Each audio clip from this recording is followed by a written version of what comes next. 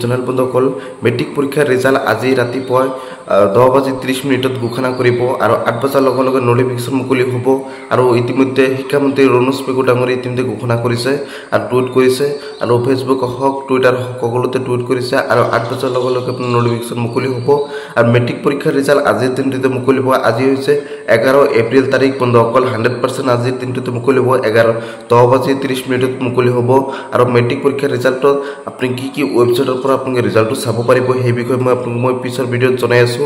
অতি সোনকালে লিংকখিনি মই ভিডিঅ'ৰ তলত দি দিম আৰু আপোনালোকৰ মেট্ৰিক পৰীক্ষাৰ ৰিজাল্ট যে আজিৰ দিনটোতে মুকলি হ'ব এইটো 100% খাটাং হৈ গৈছে। মুখ্যমন্ত্ৰী ডাঙৰীয়াই অতি সোনকালে টুইট কৰিব, মই ভিডিঅ'টো বনোৱা থকা সময়তো টুইট কৰিব পাৰে, কিন্তু শিক্ষামন্ত্ৰী ডাঙৰীয়াই ইতিমধ্যে টুইট কৰিছে যে মেট্ৰিক পৰীক্ষাৰ ৰিজাল্টটো আজিৰ দিনটোতে ঘোষণা কৰিব। ৰাতিপুৱাই 10:30 ঘোষণা কৰিব। 8 বজাৰ লগে লগে ৰাতিপুৱা 8 বজাৰ লগে লগে আপোনালোকৰ নোটিফিকেশ্যন মুকলি হ'ব 100%। কোনো টেনশ্যন নাই বন্ধুসকল, ভিডিঅ'টো যিমান পাৰে শ্বেয়াৰ কৰি দিয়ক, চেনেলটো ছাবস্ক্ৰাইব কৰি দিয়ক। 100% ৰিজাল্টটো আজিৰ দিনটোতে ঘোষণা হ'ব।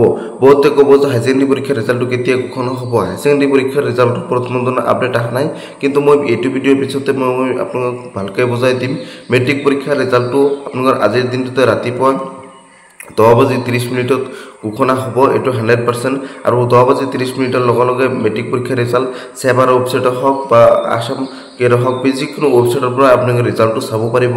আৰু ৰিজাল্টটো অলপ কেইদিনৰ ভিতৰতে 1 মাহ 11 দিনৰ ভিতৰত, আজি 11 দিন হ'ব মেট্ৰিক পৰীক্ষা, 1 মাহ 11 দিনৰ ভিতৰতে ৰিজাল্টটো মুকলি কৰি দিব।